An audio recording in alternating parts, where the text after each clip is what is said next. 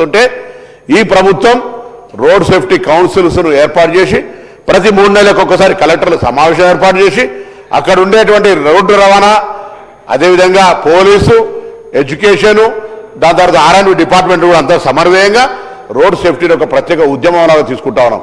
ఈ విద్యా సంవత్సరం అయిపోయింది. నెక్స్ట్ విద్యా సంవత్సరంలో ఈ రాష్ట్రంలో ఉన్నటువంటి లక్షలాది మంది విద్యార్థుల ద్వారా ఒక అఫిడవిట్ వాళ్ళ తల్లిదండ్రులు మేము రోడ్డు భద్రతను రూల్స్ను పాటిస్తామని ఒక అఫిడవిట్ తీసుకునే విధంగా కార్యాచరణ రూపొందిస్తున్నాం అధ్యక్ష.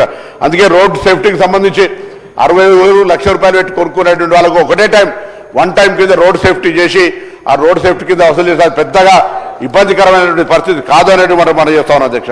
లైసెన్సుల గురించి చెప్తా ఉన్నారు. తాగి నడిపితే పూర్తిగా ట్రాఫిక్ రూల్స్ అవాయిడ్ చేస్తే మోటార్ వెహికల్ యాక్ట్ ప్రకారంగా ఉన్నటువంటి ప్రొవిజన్స్ పేరుకే మరి పూర్తిగా వాహన నిబంధనలను ఉల్లంఘించిన వాళ్ళకి సంబంధించినటువంటి కార్యక్రమం తీసుకొని పోతున్నాం అధ్యక్ష. అదేవిధంగా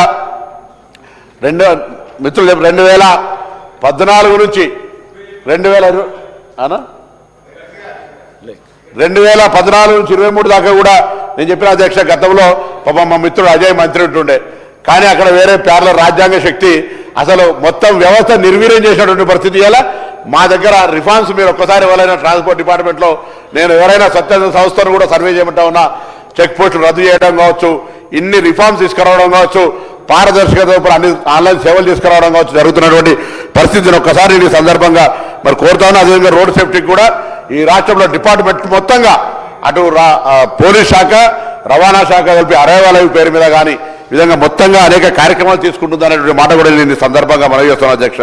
రహదారి భద్రత మౌలిక వసతుల గురించి కానీ సుప్రీంకోర్టు తీర్పుకు అనుగుణంగా రోడ్డు సేఫ్టీ సెస్ కానీ ఇలా అన్ని రకాలకు సంబంధించినటువంటి విషయం లోపల మరి యాక్సిడెంట్లు తగ్గించడానికి మేము తీసుకుంటున్నటువంటి చర్యలు అనేకం అధ్యక్ష.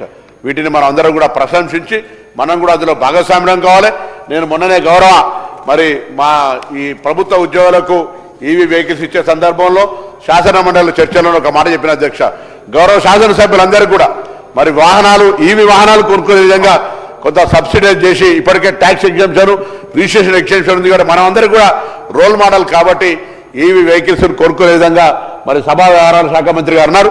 వారి ద్వారా నేను గౌరవ ఆర్థిక మంత్రిని కోరుతా ఉన్నా అందరికీ 119 ఎమ్మెల్యేలకు ఎమ్మెల్సీలకు మరి ఈవీ వెహికల్స్ అందరికీ అధికారులకు కూడా ప్రభుత్వం కూడా ఈసారి ఈవీ వెహికల్స్కు సంబంధించి కొత్త ప్రొక్యూర్మెంట్ చేసినప్పుడు మొత్తంగా ఈవీ వెహికల్స్ కొనుగోలు చేసేటువంటి ఒక ప్రక్రియ తీసుకుంటుంది అధ్యక్ష.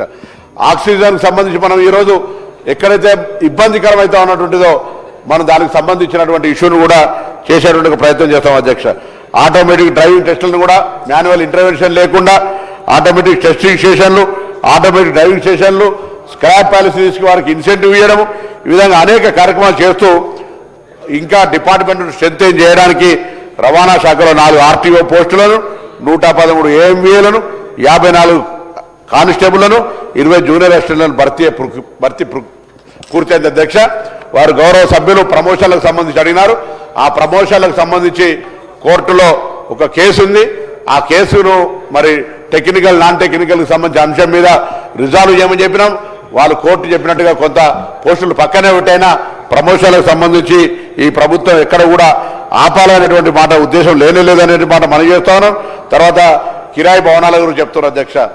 అసలు ట్రాన్స్పోర్ట్ జిల్లాలు ఇన్ని చేసిన తర్వాత వాళ్ళు 63 రవాణా శాఖ కార్యాలయాలు ఉంటే 31 కార్యాలయ అద్దె భవనాలే నడుస్తున్నారు అధ్యక్ష. ఇలా మేము వచ్చిన తర్వాత మంచి విలువైన భూములు కలిగిన రంగారెడ్డి అక్కడిక్కడ కూడా 17 శాఖలకు సంబంధించి మరి జాగాలు తీసుకున్నామనే మాట ఈ సందర్భంగా మనవి చేస్తాను. రాబడి పెంపుకు సంబంధించి ప్రత్యేక నెంబర్ల ఫీజును పెంచడం కావచ్చు. అది ఎందుకంటే సామాన్యునికి భారం లేనటువంటిది. అదేవిధంగా 4 వాహనాలు సంబంధించి క్వార్టర్లీ ట్యాక్స్ ఉండేది లైఫ్ ట్యాక్స్గా చేసుకోవడం కానీ ఇతరత్ర అనేక రకాలుగా కొంత రిఫార్మ్స్ తీసుకొచ్చి రవాణా శాఖకు సంబంధించి కూడా కొంత పారదర్శకతను పెంచుకోవడంతో పాటుగా ఎక్కడ కూడా మరి ఇబ్బంది లేకుండా చేసేటువంటి ఒక ప్రయత్నం చేస్తున్నాం అధ్యక్ష. దీనివల్లనే ఈరోజు రవాణా శాఖ ఎఫిషియన్సీ పెరగడం కానీ రవాణా శాఖ పర్యవేక్షణ పెరగడం కానీ రోడ్ సేఫ్టీకి సంబంధించి ప్రమాదాలను తగ్గించే విషయం కానీ మౌలిక సదుపాయాలకు సంబంధించి కానీ మరి అడ్మినిస్ట్రేటివ్ పరంగా స్ట్రెంథెన్ చేయడం కానీ ఈ విధంగా అనేక రకాలుగా కార్యక్రమాలు చేస్తా ఉన్నాం అధ్యక్ష. ఈరోజు తప్పకుండా మరి కొన్ని వాహనాలకు సంబంధించిన యాజమాన్యాలపై కూడా చర్యలు తీసుకోవడం జరుగుతోంది. ఈ విధంగా మేము డెఫినెట్లీ ట్రాన్స్పోర్ట్ డిపార్ట్మెంట్కి సంబంధించి కూడా ఒక పారదర్శకంగా ముందుకు పోయే సందర్భంలో మరి రోడ్ సేఫ్టీ కావచ్చు లైసెన్సులకు సంబంధించి కావచ్చు, ఇతరత్ర అనేక రకాల ఆలోచనతోటి మరి పాలసీలను రిఫార్మ్స్ తీసుకొని వస్తున్నటువంటి మాట కూడా ఈ సందర్భంగా మనం చేస్తున్నాం అధ్యక్ష. ఇక దీనికి సంబంధించి హోంశాఖకు సంబంధించి కూడా గౌరవ ముఖ్యమంత్రి గారి పక్షాన హోంశాఖ నేను దయచేసి మీ ద్వారా కోరుతాను అధ్యక్ష. హోంశాఖకు సంబంధించి ఏ ప్రభుత్వం ఉన్నా పోలీసింగ్ అనేటువంటిది సక్రమంగా జరిగితేనే మనందరూ కూడా శాంతి భద్రతలు ఉంటాయి అధ్యక్ష. తప్పకుండా పోలీస్ శాఖకు సంబంధించి ఆత్మస్థైర్యం దెబ్బతినే విధంగా ఉండకుండా తప్పకుండా పోలీసులకు సంబంధించి మనం అందరం కూడా ఒక ఆలోచనతో పోవాల్సిన అవసరం ఉంది అధ్యక్ష. ప్రమోషన్ల గురించి మాట్లాడుతూ ఉన్నారు అధ్యక్ష. ప్రమోషన్లకు సంబంధించి అందరికీ తెలుసు జోన్ 1 జోన్ 2 రాష్ట్రపతి గారి ఉత్తర్వుల మేరకు కొనసాగుతున్నాయి అధ్యక్ష. పోలీసులకు సంబంధించి దగ్గర మనం ఇలా 4-5 విభాగాలు ఫైర్ సేఫ్టీ కావచ్చు, లేకపోతే సైబర్ క్రైమ్ కావచ్చు, లేకపోతే ఇక్కడ పడేటువంటి ఎస్పీఎఫ్ కావచ్చు, ముందుగా హోంశాఖకు తీసుకుంటే మరి సక్రమంగా ఇవన్నీ కూడా అనేక ఉత్సవాలు హైదరాబాద్లో మనం చూస్తాం అధ్యక్ష. పోలీసు ఎంతసేపు ఒకవైపు నిన్ననే అంత పెద్ద యాత్ర తీసుకుంటే రాత్రి 1 గంట దాకా కూడా శ్రీరామనవమి యాత్ర జరిగి చూసినారు. బోనాల పండుగలు, రంజాన్లు, మొహర్రంలు, మరి గణేష్ పండుగ ఇవన్నీ కూడా ఇటువంటి అన్ని కూడా జరుగుతున్న సందర్భంలో ఇవన్నీ చూస్తూ ఇంటర్నేషనల్ క్రైమ్ను కూడా రాకుండా కాపాడుకుంటూ ఈ రాష్ట్రాన్ని ఎప్పుడు కూడా శాంతియుతంగా ఉండే విధంగా చేస్తూనే క్రిమినల్స్ పట్ల చర్యలు తీసుకుంటుంది అధ్యక్ష. మరి అంతేకాకుండా ఈరోజు మేము ఒకటే కోరుతాను, ఇవాళ తెలంగాణ పోలీసులకు సంబంధించి ఒక ఆత్మస్థైర్యాన్ని ఇచ్చే ప్రయత్నం చేస్తున్నాం అధ్యక్ష. నిన్న గౌరవ సభ్యులు ఎవరో మాట్లాడుతూ ఉన్నారు మరి మాజీ నక్సలైట్లకు సంబంధించిన లొంగుబాటు. ఈరోజు వాళ్ళ కేంద్ర మంత్రి గారే మన ప్రభుత్వ విధానాన్ని ప్రశంసించే విధంగా మనం ఈ దేశంలోనే నెంబర్ 1గా ఉన్నాం. శాంతిగా ఉండాలి, ఎటువంటి హింసకు తావులేనటువంటి చర్చల ద్వారా అందరినీ కూడా మనం తీసుకోవాలి అనేటువంటి మాట చెప్తాను. ఇలా తిరుపతి గారు, దేవ్జీ గారు, రాజిరెడ్డి గారు, బడే చొక్కారావు గారు వీళ్ళందరూ ఇటువంటి వాళ్ళు కాక మొన్ననే 7th మార్చి నాడు 130 మందిని 124 వెపన్స్ తోడు కూడా తీసుకోవడం జరిగింది అధ్యక్ష.